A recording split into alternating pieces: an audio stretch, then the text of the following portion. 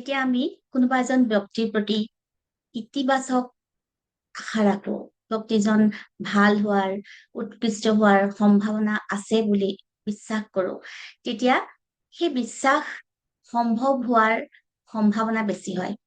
আৰু ইয়াৰ বিপৰীতে যদি আমি কাৰোবাৰ ভাল হোৱাৰ সম্ভাৱনাৰ প্ৰতি, উৎকৃষ্ট হোৱাৰ সম্ভাৱনাৰ প্ৰতি আমাৰ যদি আশা কম হয়, আমাৰ বিশ্বাস নাথাকে, তেনে লোক ওপৰত উঠিবলৈ বা তেওঁলোকে ভাল কাম প্ৰদৰ্শন কৰিবলৈ সংগ্ৰাম কৰিবলগীয়া হ'ব পাৰে। আৰু সহজ ভাষাত ক'বলৈ গ'লে আনৰ বিষয়ে আমাৰ বিশ্বাসে তেওঁলোকৰ বাস্তৱতাক গঢ় দিব পাৰে। আৰু এই কথাখিনি অভিভাৱক, শিক্ষক আৰু পিতৃ মাতৃৰ বাবে বহুত প্ৰয়োজনীয় বুলি মই ভাবো। বহু পিতৃ মাতৃয়ে নিজৰ সন্তানক লৈ অধিক দুখ চিন্তা কৰে। সন্তানৰ ভালটো বিচাৰে যদিও তেওঁলোকে অজানিতে সন্তানক লৈ কৰা এই দুশ্চিন্তাই প্ৰকৃততে সন্তানৰ উৎকৰ্ষ সাধনৰ পথত বাধাহে সৃষ্টি কৰে। কাৰণ তেওঁলোকে দুশ্চিন্তা কিয় কৰিছে? তেওঁলোকে বিশ্বাস কৰিছে যে ল'ৰাটো বা ছোৱালীজনী হয়তো বেয়া হৈছে বা উৎকৃষ্ট হোৱাৰ সম্ভাৱনা নাই। আৰু সেইকাৰণেহে তেওঁলোকে দুশ্চিন্তা কৰে, আৰু তেনে দুশ্চিন্তাৰ ফলত সন্তানৰ উৎকৰ্ষ সাধনৰ পথত বাধাৰ সৃষ্টি হয়।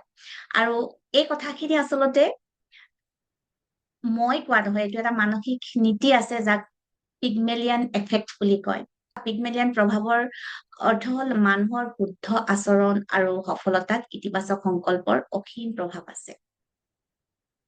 এতিয়া পিগমেলিয়ান এফেক্টৰ ওপৰত অধিক কোৱাৰ পূৰ্বে মই আপোনালোকক, যিসকলে নতুনকৈ মোৰ চেনেললৈ আহিছে, তেওঁলোকক স্বাগতম জনাই মোৰ পৰিচয় দি ল'ব বিচাৰিলো। মই অনুপমা বৰগোহাঁই, মই এগৰাকী holistic health and life Koch. মই বহু বছৰ ধৰি অসম তথা অসমৰ বাহিৰৰ লোককো শাৰীৰিক আৰু মানসিকভাৱে সুস্থ, ৰোগমুক্ত, ঔষধমুক্ত এক প্ৰশান্তিময় জীৱন যাপন কৰাত পৰোক্ষ আৰু প্ৰত্যক্ষভাৱে সহায় কৰি আহিছো। মোৰ মিছন হ'ল অসমৰ কমেও 1 কোটি লোকক ৰোগমুক্ত, ঔষধমুক্ত, চিন্তামুক্ত, প্ৰশান্তিময় জীৱন যাপনত সহায় কৰা। আৰু এই উদ্দেশ্যে মই fitassam.org নামৰ এটা সংস্থা প্ৰতিষ্ঠা কৰিছো, য'ত মোৰ লগত অসমৰ বিভিন্ন ঠাই 9 গৰাকী সহযোগী আছে। আমি অফলাইন আৰু অনলাইনৰ যোগে নানা কৰ্মশালা অনুষ্ঠিত কৰি শাৰীৰিক আৰু মানসিক স্বাস্থ্য সজাগতাৰ সৃষ্টিৰ বাবে চেষ্টা কৰি আহিছো। আৰু মোৰ এই চেনেলটোৰ জৰিয়তেও আপোনালোকক এই সন্দৰ্ভত সহায় কৰিবলৈ নিয়মীয়াকৈ ভিডিঅ' দি আছো। আশা কৰো আপোনালোকেও আমাৰ ফিট অসম মিছনৰ উদ্দেশ্য সফল হোৱাত সহযোগিতা জনাব।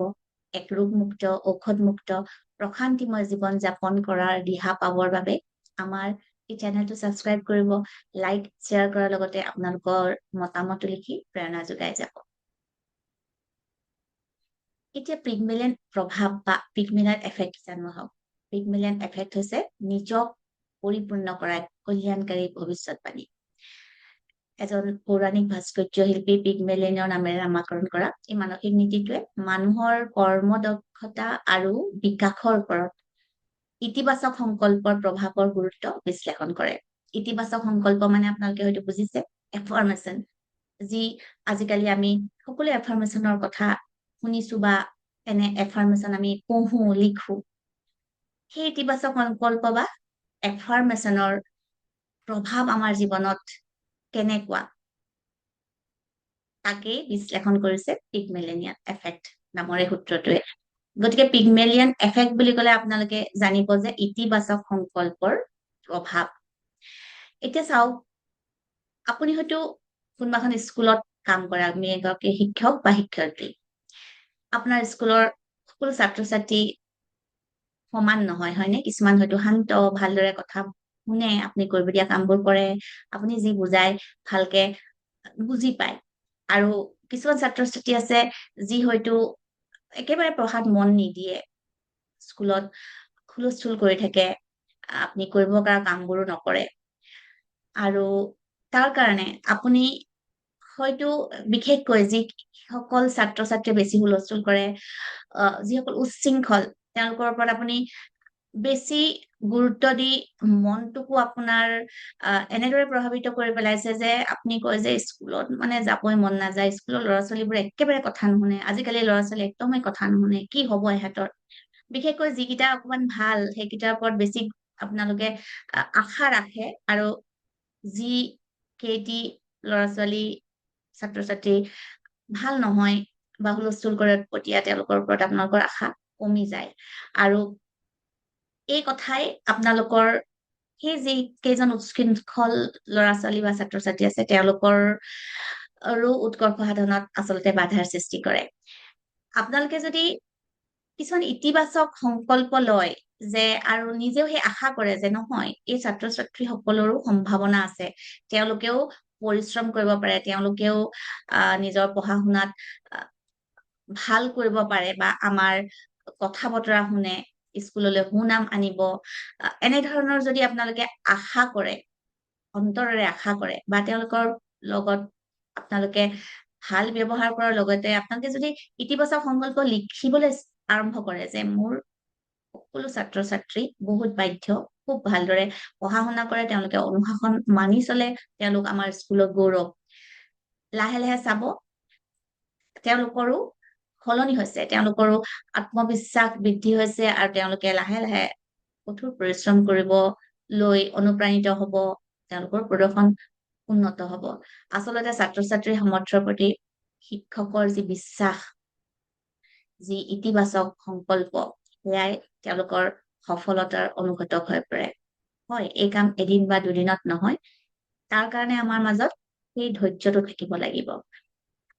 আকৌ আপোনালোকে কেৱল মাত্ৰ পিগমেলিয়ন এফেক্ট শ্ৰেণীকোঠাতে সীমাবদ্ধ কৰি ৰাখিলে নহব, আপোনালোকে অফিচতো ঠিক একে ধৰণৰ আপোনালোকে হয়তো কিছুমান আপোনালোকে সহকৰ্মী পাব যি হয়তো ভালদৰে কাম নকৰে, যি হয়তো আমনি কৰে আপোনাক, তেনে ক্ষেত্ৰতো আপুনি যেতিয়া ইতিবাচক সংকল্প লয় নহয় প্ৰতিজন সহযোগী খুব ভাল, মোৰ লগত সম্পৰ্ক ভাল, তেওঁলোকেও ভালদৰে কাম কৰে আৰু মোৰ বাবে প্ৰতিজন সহকৰ্মীয়ে এজন প্ৰেৰণাৰ কাৰক, প্ৰতিজনে মোক সহায় কৰে, প্ৰতিজন মোৰ বাবে বন্ধু, এনেধৰণৰ যেতিয়া ইতিবাচক সংকল্প আপোনালোকে লিখে বা বিশ্বাস কৰে, আশা কৰে, তেতিয়া আপুনি চাব আপোনাৰ অফিচৰ পৰিৱেশো সলনি হৈ পৰিব।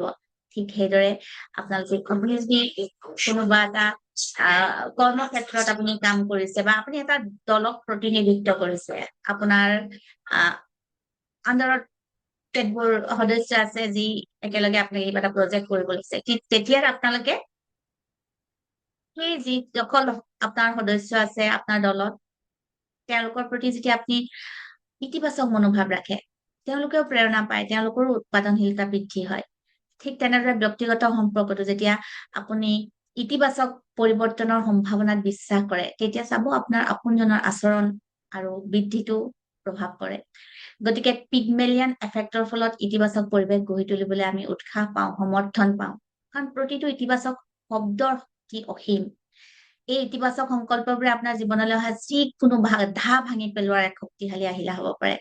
যেতিয়া ব্যক্তিসকলে বিশ্বাস আৰু সমৰ্থন অনুভৱ কৰে, তেওঁলোকে তেতিয়া নিজেই নিজক যিটো আবদ্ধ কৰি ৰাখে এটা পিঞ্জৰাৰ ভিতৰত, সেই সীমাবদ্ধ পিঞ্জৰাটো খুলি অহাৰো শক্তি পায়। গতিকে এই ইতিবাচক সংকল্প আপোনালোকে নিতৌ প্ৰতিটো ক্ষেত্ৰতে আপোনালোকে প্ৰয়োগ কৰিব। পিগমেলিয়ন এফেক্টে আমাক সোঁৱৰাই দিয়ে যে আমাৰ মানসিকতা হয় বিফলতাৰ বাট হব পাৰে, নহয় সফলতাৰ দৃঢ় খুঁটি হব পাৰে। আৰু আপুনি যেতিয়া সন্তান, ছাত্ৰ ছাত্ৰী, বন্ধু, আপোনজনৰ সামৰ্থ্যৰ ওপৰত আস্থা ৰাখে, তেওঁলোকৰ ইতিবাচক গুণবোৰৰ ওপৰত গুৰুত্ব আৰোপ কৰে, তেতিয়া আপোনাৰ নিজৰো নিৰাশা দূৰ হয়। ইতিবাচক সংকল্প বা এফাৰ্মেশ্যন আপোনালোকে কেনেকৈ লিখিব লাগে, কেনেকৈ পঢ়িব লাগে, সেই সকলোবোৰ মই মোৰ 7 দিনীয়া মানসিক চাপ ৰহিত প্ৰশান্তিময় অনুশীলনৰ কৰ্মশালাত শিকাও আৰু মোৰ প্ৰশিক্ষণকাৰ্থীসকলে এই ইতিবাচক সংকল্পবোৰ নিজৰ জীৱনত প্ৰয়োগ কৰি তেওঁলোকেও অভূতপূৰ্ব ফলাফল লাভ কৰিছে। তেওঁলোকে নিজক কেৱল সলনি কৰাই নহয়, তেওঁলোকৰ পৰিৱেশো সলনি কৰিছে। আহক আপোনালোকেও নিতৌ ইতিবাচক সংকল্পক আঁকোৱালি লওক। প্ৰতিটো ঘটনা যেতিয়া ঘটে, আপোনালোকে ভবাৰ নিচিনা যেতিয়া নহয়, তেতিয়া আপোনালোকে যিটো বিচাৰে, যিটো হোৱাটো আশা কৰে, সেয়া লিখক আৰু কওক। অনবৰতে আমি যেতিয়া আনৰ ওচৰত অভিযোগ কৰি থাকো, আমি কওঁ যে কি হব, আমি সমাজখনৰ ওপৰতো অভিযোগ কৰো, আমি ভৱিষ্যত প্ৰজন্মৰ ওপৰতো অভিযোগ কৰো, আমি কওঁ যে আজিকালি কি হব, ইমান উচ্ছৃংখল হৈ পৰিছে, কি হব সমাজখন, আমি চৰকাৰৰ ওপৰতো বহু বেছি আমি নিৰাশা থাকে আমাৰ, বহু বেছি অভিযোগ থাকে। সেই সকলোবোৰ আচলতে ইতিবাচক সংকল্পৰ বিপৰীত। আমি যিহেতু সেই নেতিবাচক কথাখিনিয়ে কৈ থাকো, সেইকাৰণে তেনেকুৱা ঘটনাই বেছিকে ঘটি থাকে বা উৎকৃষ্ট হোৱাত বাধাৰ সৃষ্টি হয়। আৰু যিটো নেতিবাচক কথা চিন্তা কৰি যেনেকে আমি প্ৰগতিৰ পথ বন্ধ কৰো, সেইটো এটা বেলেগ এটা এফেক্ট হয়, গোলাম এফেক্ট বুলি কয়। গতিকে মই আপোনালোক সকলোকে অনুৰোধ কৰিছো, আপোনালোকে নিতৌ ইতিবাচক সংকল্পক আওৰাওক। ইতিবাচক সংকল্পৰ শক্তি অসীম। আপোনালোকক মই পিছত ইতিবাচক সংকল্পবোৰ কেনেকৈ আপোনালোকে লিখিব লাগে, কব লাগে, পঢ়িব লাগে তাৰ বিষয়েও কম। আৰু আপোনালোকে ইচ্ছা কৰিলে মোৰ 7 দিনীয়া মানসিক চাপ ৰহিত প্ৰশান্তিময় জীৱন অনুশীলনৰ কৰ্মশালাটো যোগদান কৰিব পাৰে। আৰু তাৰ কাৰণে যিখিনি যোগাযোগ কৰিব আপোনালোকে, তাৰ সকলো কথা ডেছক্ৰিপশ্যন বক্সতো লিখা আছে। আপোনালোকে ফোন নম্বৰো আছে, আপোনালোকে মোৰ কমিউনিটিটো যোগদান কৰিব পাৰে। সকলোলে বহুত বহুত শুভকামনা। ইতিবাচক হৈ থাকক আৰু নিজৰ চাৰিওফালে পৰিৱেশ ইতিবাচক কৰক আৰু জীৱনটো সুন্দৰ কৰক। ধন্যবাদ।